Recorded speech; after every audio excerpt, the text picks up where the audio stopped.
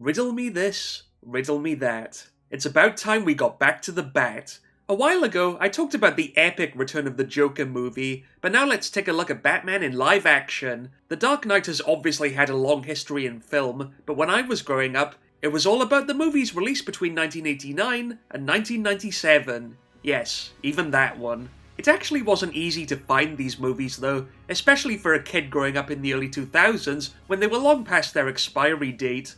They almost took on a mythical quality, glimpsed only through fake promotional images on dusty VHS covers. I used to wonder about them all the time, like where can I get these mystical Batman movies? Well, lucky for me, back then we had a thing called TCM, a movie channel that actually timeshared with Cartoon Network on cable TV. So at night, all the cartoons would have to scram to make way for old movies. At the time, my grandparents had cable, and it was pretty annoying, because you could be right in the middle of watching Johnny Bravo or something, and suddenly TCM would butt in. I used to hate it.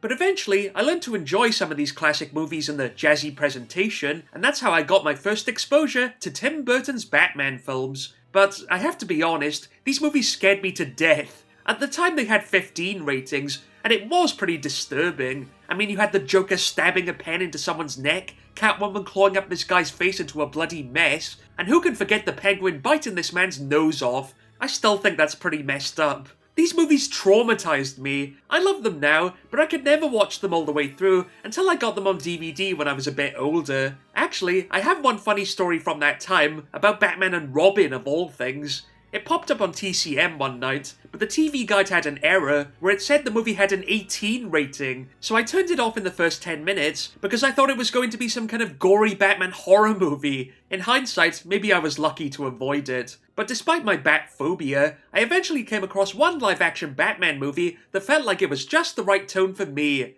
Batman Forever. After Tim Burton got booted off the director's chair for his dark, disturbing vision of Batman, director Joel Schumacher stepped in to take over the franchise and move it in a more commercial direction that would appeal to all ages. Oh yeah, because his movies were so family-friendly. Released in the UK on July 14th, 1995, this was a huge movie when it came out. It was #1 at the box office for 2 whole weeks, right above totally forgotten movies like First Night and Beyond Rangoon.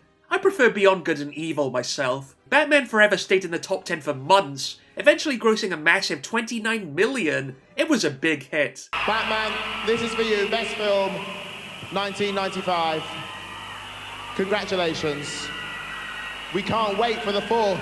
But I had no idea about any of this. I just ended up buying the VHS tape on sale from Blockbuster in 2005. Yeah, this is when the format was dying, and they started to clear out all their inventory, so I picked this up cheap, along with Eight-Legged Freaks, I think. I must have tried to take the price sticker off at one point, but it's one of those annoying leeches that just clings to the case, no matter how much you pick away at it. Don't you just hate that? Now, I loved this movie from the moment I saw it. I became a bit obsessed, actually, which, at the time, was pretty difficult being a huge fan of a movie that had long since passed its prime. It wasn't like you could just walk into any old shop in 2005 and buy Batman Forever toys. You had to hunt them down in strange places, like leftover stock from C-grade shops, like TK Maxx and Biology. Those are some deep cuts right there. I even still have this toy of Two-Face that I snatched from my cousin's house back then. Does that look like Tommy Lee Jones to you? Well, despite the hype, a lot of people have different views about this movie. On the back of the VHS, Jonathan Ross says that it's one of the greatest movies ever made, which is quite a statement. But we'll be the true judge of that, so let's see if Batman really does hold up forever. It's crazy to think this tape is 30 years old now. This movie was only 10 years old when I first got this tape, but even back then, I loved that feeling of time travel. You get that epic Warner Brothers logo that just sucks you back to the 90s. And of course, the trailers. Some of them are pretty short, with adventure movies like Maverick and Black Beauty, and the forgotten Don Bluth film Thumbelina. A magical ride in a world brought to life by the music of Barry Manilow. Honestly, this always looked like a bit of a cheap one to me. It gave me the vibe of those dull knockoff fairy tale videos you'd get back then. There's also sequels like Free Willy 2, I guess by this point they just stopped calling it Willy 2, and Ace Ventura, When Nature Calls, where Jim Carrey is doing his usual public service of prancing around like a maniac. Alrighty then! You know, this guy seems like a pretty fun actor. I wonder if we'll see him again someday. And what's with the wacky music? Used to make me think I was going crazy, you know? We get a few more family flicks like A Little Princess, where a girl is fighting Cruella de Vil at boarding school or something, and The Amazing Panda Adventure, which, surprisingly, is an amazing adventure all about a panda. I never would have guessed. The last trailer is for The Pebble and the Penguin, another Don Bluth movie that I haven't seen, and judging by the look of this madness, I can understand why. The Pebble and the Penguin.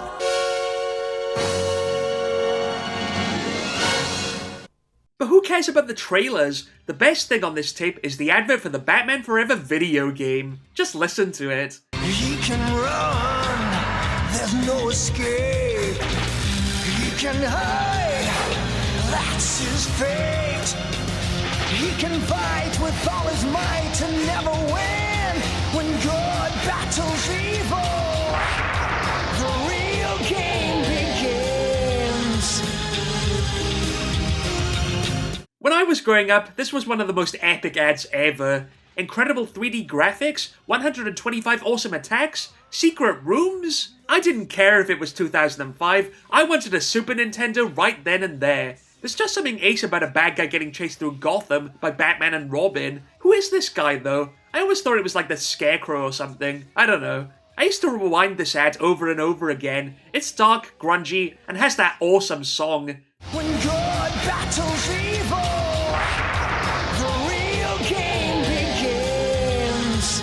I used to look everywhere for a full version of this song on the soundtrack, but apparently this is the only version that exists. It's a shame, and I think it's about time for a full remix. Well, while this ad always got me pumped, I never did end up getting the game. But that's probably a good thing, because despite the great ad, the real game was absolutely terrible, and not something you'd ever want to begin. The real game begins. But never mind the real game, it's time for the real movie. We start with one of those cheesy CGI credit sequences with names flying at the screen. It's so dated, but I love it. And the movie doesn't even use the word Batman, so I guess the true title is just Forever. Actually, what is it with that title? Like Batman Goes On Forever? What is that? What does that mean? At least Pokemon Forever had a numerical pun. So we see Batman suiting up and generally just looking cool. That is, until he runs into his trusty butler, Alfred. Can I persuade you to take a sandwich with you, sir? I'll get drive-through. This time, Batman is played by the late Val Kilmer, who certainly turns in a respectable performance, and this was the first movie I ever saw him in, so I consider this film in loving memory. He might not be as solid as Michael Keaton, but I don't think he's too bad either. I mean, he looks pretty good on the poster at least, and he's got that look on his face like, yeah, I'm Batman. What was that? Apparently Val Kilmer had a tough time making this movie, and found being in the Bat-suit extremely uncomfortable, which probably explains why he only played Batman for this one film. And of course I can't avoid mentioning the infamous bat nipples, which a lot of people complained about, but somehow this went right over my head back then. I just took it for granted. I mean, if you're gonna go that far, you might as well have them fire lasers or something. Batman rides out into Gotham and meets up with the police, who are trying to stop that dastardly criminal Two-Face from robbing a bank. Commissioner Gordon is working with a criminal psychologist called Dr. Chase Meridian, played by Nicole Kidman, who appears to have a serious thing for crime-fighting superheroes who dress up as bats. You are interesting. Oh, just kiss already, you two. So yeah, Two-Face is up to no good, and he's played by Tommy Lee Jones, a phenomenal actor who you think would be golden in this part. Actually, he ended up replacing Billy D. Williams, who played Harvey Dent in the first movie, so that's already throwing the continuity down the drain. Are you gonna kill me? Maybe, maybe not. You could say we're of two minds on the subject. To start with, he is pretty sinister, but the performance quickly turns into a total cheese fest. Blind, stupid, simple, doodah, clueless.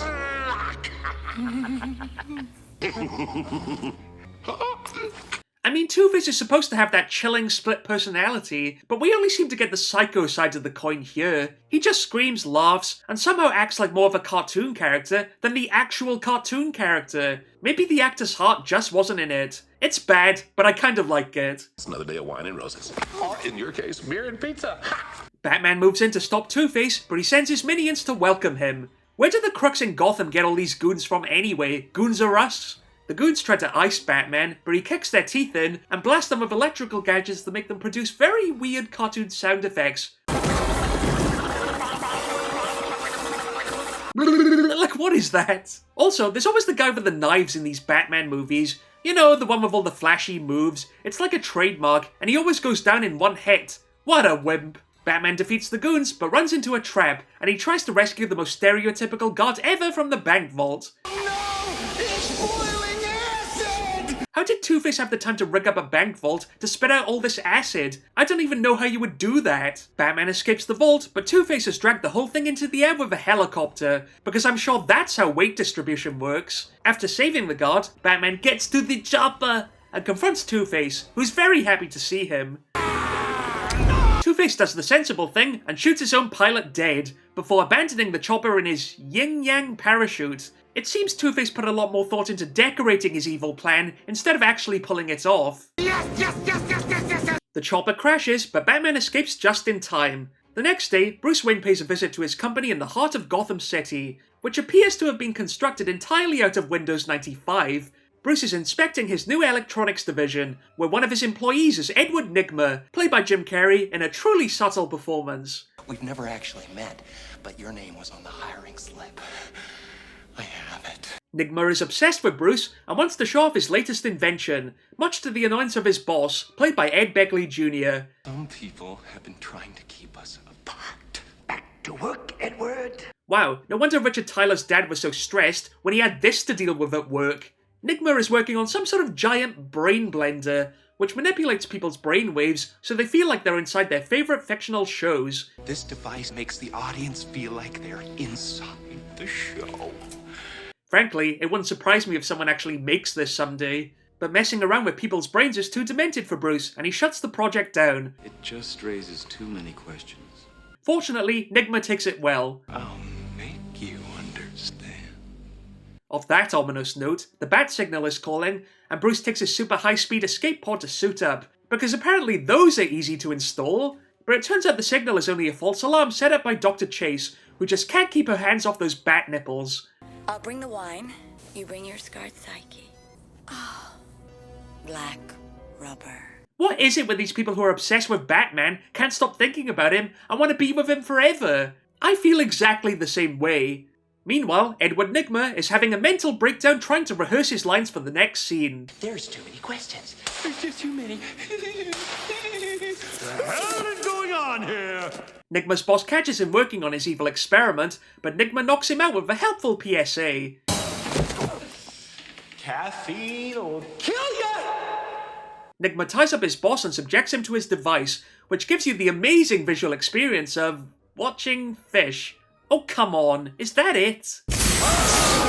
Whoa!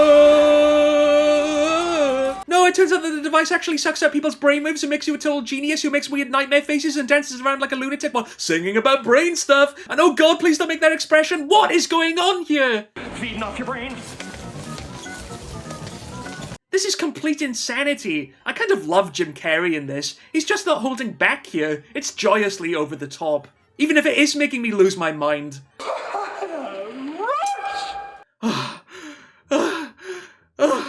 Yes, that was something. What the hell just happened? So it turns out Nygma can drain people's brains without them even noticing. But when the boss threatens to tell everyone, Nygma is very understanding. I don't think so. You are fired!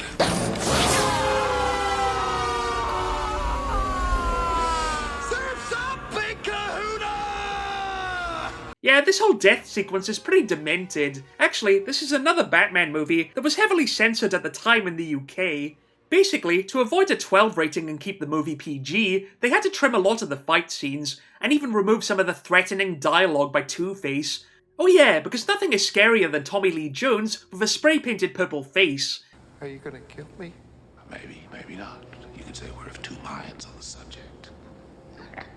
Are you gonna kill me? Let's say we flip for it. They also altered this death scene so that Nygma just pushes his boss out the window, rather than taunting him before dropping him to his doom.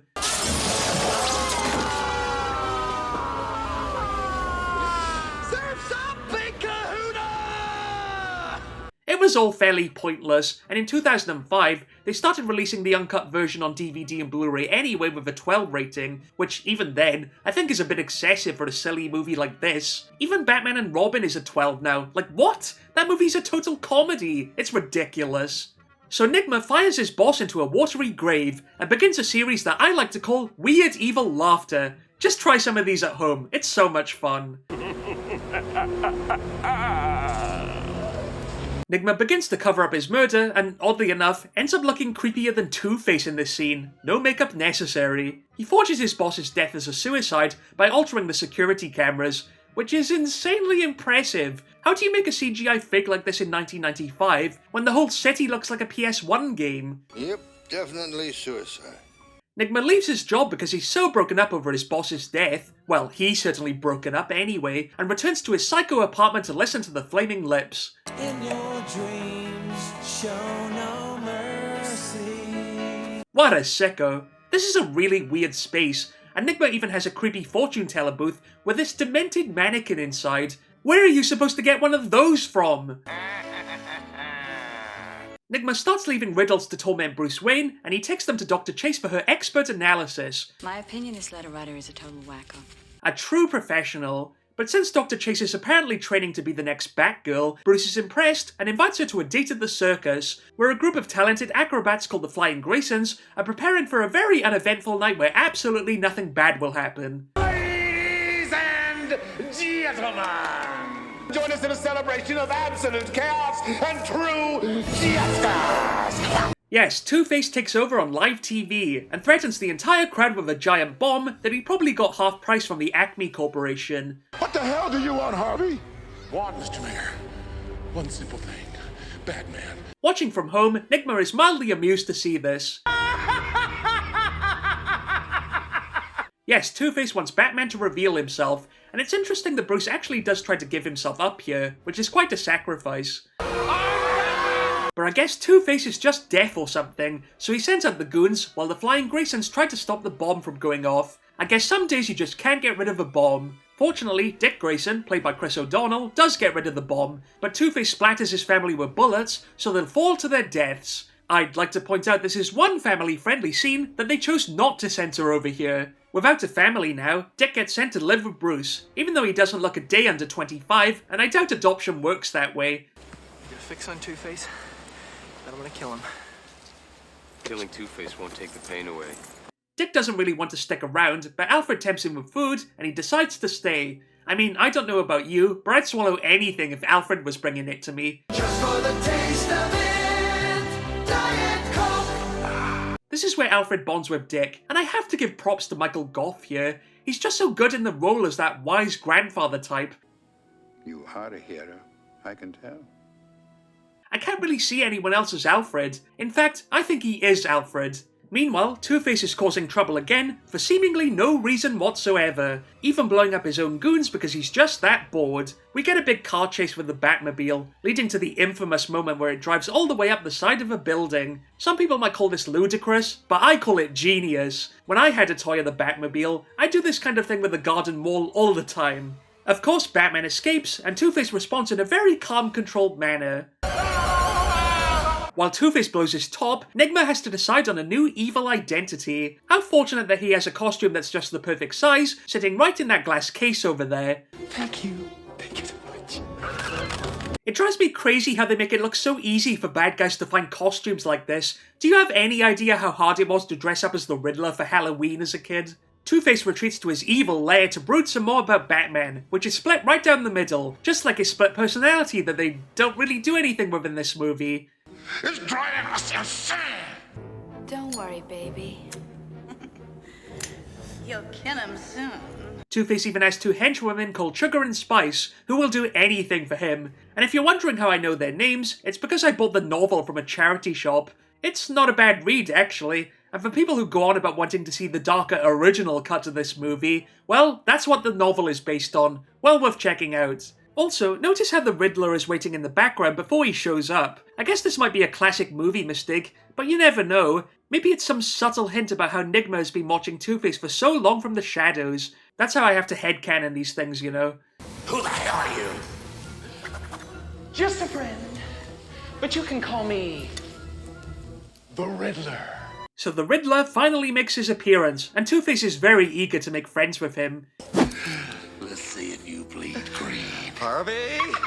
It seems like Two-Face will blow the Riddler's very smart brains out, but he's such a lovable goof, Two-Face decides to give him a chance. Spare my life for just a few moments. I mean, how can you kill a guy like this? He's too entertaining, and he can twirl a cane. I actually tried learning how to twirl a cane just because of the Riddler, and ended up damaging some furniture at my grandparents' house. They weren't happy with me. The Riddler shows off his new and improved device, which can now send you into the world of the Looney Tunes. Okay, now I want one. This is my brain on the box. Does anybody else feel like a fried egg? It's safe to say that Two-Face is slightly excited by the thought of invading people's minds, and the bad guys become a loving couple to stop Batman for good and take over Gotham. Very few people are both a summer and a winter, but you pull it off nicely. Now, it seems like this would be a fun duo, but Jim Carrey and Tommy Lee Jones actually didn't get along during filming of this movie. Apparently, Jones once told Jim Carrey that he didn't like him and couldn't sanction his buffoonery, to which I say I can't sanction any of his buffoonery as Two-Face in this movie. You have a serious impulse control problem! None of this rivalry really shows on screen though, with the Riddler and Two-Face joining forces in a complicated plan to steal whatever is in front of them and drive around like maniacs with even more weird evil laughter. Nigma uses the stolen cash to launch his new Brainsucker 5000 on a remote island, and it's a huge hit with people, turning their brains to jam and making them stupider with every second they watch. We call that YouTube now. Where apparently no one can spot the mysterious energy that's being sucked right into the suspicious evil lair that Nigma has built for himself, allowing him to make himself smarter and smarter. I don't like his weird twitching though. Back at Wayne Manor, Dick gets suspicious about a secret room in the house, and very quietly sneaks in to discover the Batcave. Alfred is most displeased. While Bruce is busy having another appointment with Dr. Chase, Alfred alerts him using his Power Rangers morpher that Dick has stolen the Batmobile, so he can cruise around town blasting the Offspring at full volume. I'm sure that's what we'd all do if we could drive the Batmobile. Dick tries to impress the ladies, but his street talk is a bit hard to understand. Go for a little ride on my love machine, baby. He ends up running into trouble with the sinister glow stick gang, and tries to save a helpless girl from getting covered in highlighter pen. This kind of gang is a very 90s idea, isn't it? It's like they've just jumped straight out of a music video on MTV. Batman ends up having to save Dick, but he blames Bruce for allowing his parents to die. Bastard! It should have been you! Hey man, did you just swear? Bastard! He did! So you're telling me that Two-Face's cheesy monologues are too dangerous for kids, but one of the heroes swearing is absolutely fine? That doesn't make any sense. If Bruce Wayne could have given his life for your family, he would have. Since Dick is obsessed with getting revenge on Two-Face, he wants to become Batman's partner, but Bruce isn't having it, believing that Dick will become consumed by hatred. Until one terrible morning you wake up and realize that revenge has become your whole life. Now that Edward Nigma's brain Drainotron is selling like crazy, he throws a massive party in the middle of Gotham, and even invites Bruce and the gang as honoured guests. The press were just wondering what it feels like to be outsold, outclassed, outcoiffed, and generally outdone in every way. What a sleaze puff. And what's up with this weird gossip woman? Oh, there's Bruce Wayne! Brucey! Notice how Nigma is so crazy about Bruce that he tries to make himself look exactly like him. He even takes his glasses on and off whenever Bruce does. That's some psychotic behaviour right there. But I guess Dr. Chase is too busy thinking about bat nipples to notice this evil maniac dancing right in front of her. Step inside, give it a try. Nigma tricks Bruce into using his device and learns his secret identity. But Two-Face suddenly turns up to crash the party and rob everyone, even though he's supposed to be working with Nigma, so why would he be trying to ruin his party? You're ruining my big party! I don't get any of Two-Face's schemes in this movie. And why does no one notice that the two villains are just talking in plain sight? It couldn't be more obvious that they're partners in crime. What do the people who made this movie have to say about this?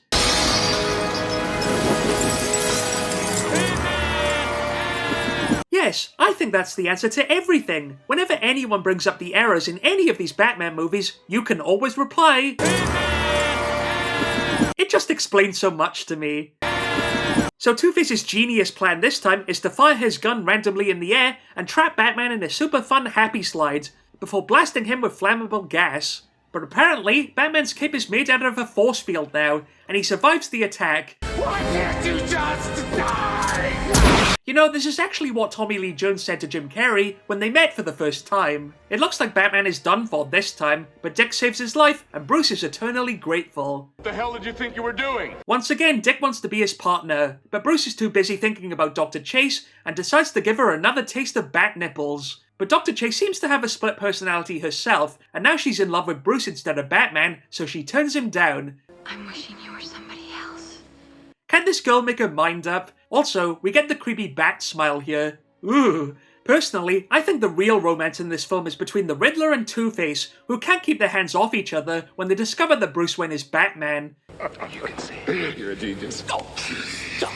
I've never seen such buffoonery in all my life. Bruce invites Dr. Chase over for Halloween to see if she can finally make her mind up, which I guess technically makes this a Halloween movie, so it's a good thing this is going up in October. Now that they know who Batman is, the Riddler and Two-Face show up at Wayne Manor to celebrate the spooky season. Happy Halloween! Okay, now they're thrusting into each other? These don't look like two actors who were struggling to get along. I think Tommy Lee Jones was just playing hard to get, and this was actually a very touching relationship.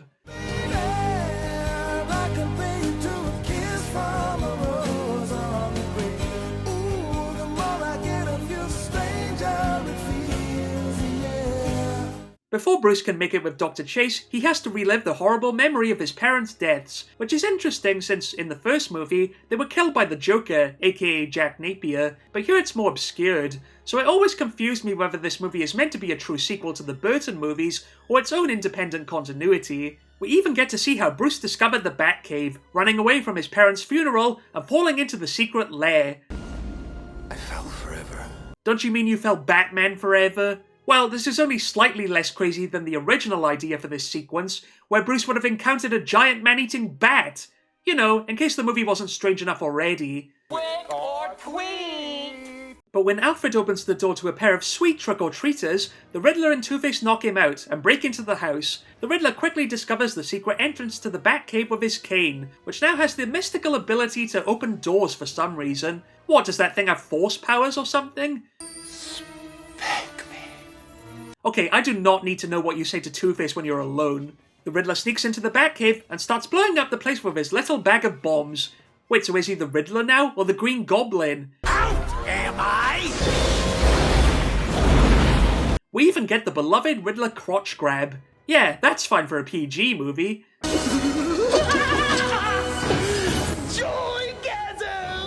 Two-Face's goons go after Bruce and Dr. Chase, while Two-Face keeps flipping his coin over and over again until he's allowed to shoot him. But that's not how it works. Isn't his coin flip supposed to be a sacred thing that he's forced to obey? You can't just keep flipping the thing until you get what you want. That's cheating. Well, Two-Face doesn't play by the rules and shoots Bruce, knocking him out. Two-Face goes to finish the job, but the Riddler stops him at the last second so they can laugh like mutated monkeys. The bad guys escape with Dr. Chase, but one last riddle is left for Bruce to solve, and he works together with Alfred to solve the clues in each riddle and figure out the Riddler's true identity. Edward Nygma. Yes, I never would have guessed that the guy sucking out everyone's brains is the guy who I already knew was sucking out everyone's brains. Dr. Chase is now in the Riddler's clutches, and this is where the Riddler just goes insane. I think all that combined brain power has gone straight to his head. Like the jacket? It keeps me safe when I'm jogging at night. I mean, just think how much money that jacket cost to make all for that one joke. I say it was worth it. Batman, you say? Coming for you! Look at this guy, he's out of his mind. The Riddler even takes over the bat signal with his own giant question mark symbol. There! Who the hell's doing that? Yes, where could that mysterious green motif be coming from? It couldn't possibly be from the giant evil lair that's constantly drawing in brainpower from the entire city. Is the Gotham Police Department just blind in this movie? The Batcave might be destroyed, but Bruce still has one last suit, because we need to sell some more toys for the movie. Robin even shows up in his shiny new outfit, and don't even ask me how Alfred was able to knit that in time. He even added the nipples as well. Not just a friend. A partner. So the dynamic duo join forces to take on the bad guys by sea and by air. We even get the super cheesy moment of the Batwing flying through the signal. You gotta love it. But the Riddler and Two-Face aren't going to make it easy for our heroes and play a deadly game of Battleship to blow them up. A14. That's an oddly specific defense system they developed purely for this one situation.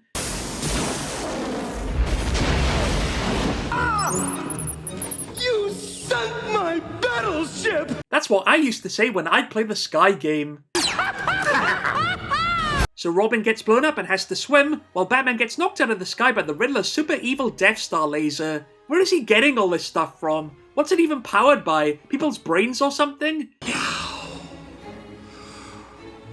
the real game begins. I suppose this is the line that inspired the hit song in the video game ad. After a fight with some random divers, Batman and Robin make it to shore. Robin fights Two-Face, which goes extremely well. Stupid, but noble. While Batman has to climb a shaft full of question marks. The bizarre imagery is off the scale here. I feel like I'm going nuts watching this. After surviving this death trap that even Adam West would find exaggerated, Batman confronts the Riddler in his lair. And could this be any more over the top? Riddle me this, riddle me that. Who's afraid of the big black bat? I mean, the Riddler's campy outfit is bad enough, but what's with all the green question marks and big glowing lights and the giant spinning throne? Why would you even need a giant spinning throne? What purpose does any of this serve? Is this just the living room of your average supervillain? This whole place is total buffoonery. Release Chase. This is between you and me. And me. And me.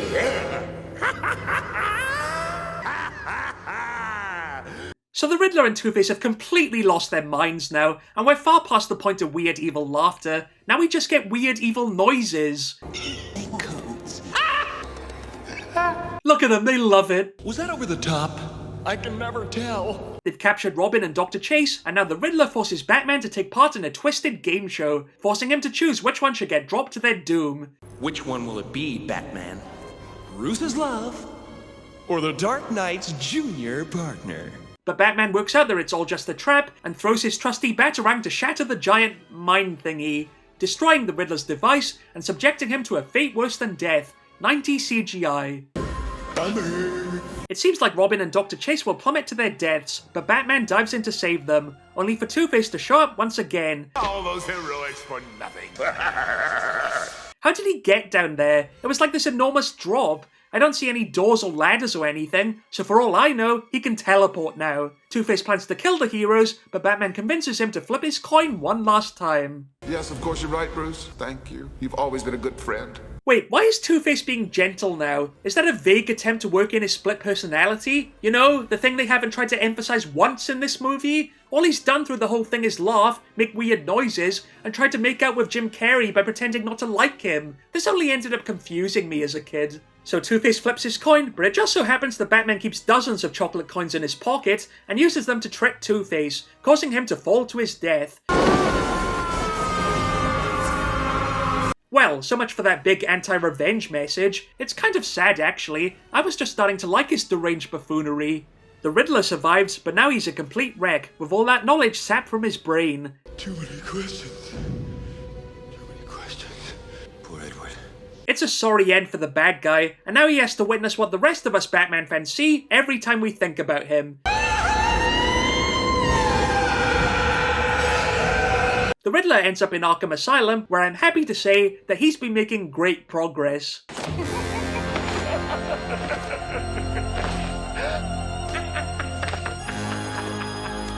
So Bruce gets the girl, Batman and Robin run towards the screen, and cue a big U2 song to end the movie.